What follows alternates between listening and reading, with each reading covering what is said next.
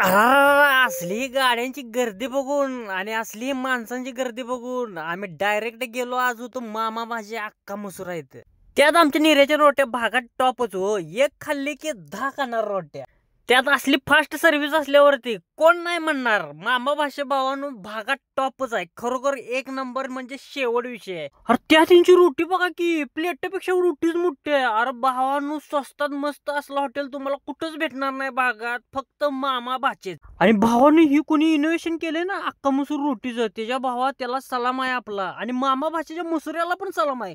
खरोखर क्वालिटी एकदा या लागतंय. आणि पत्ता जर बघितला असा तुम्ही, जुनी मराठी मुलींची जी शाळा होती त्याच्या बरोबरच समोर आहे बघा.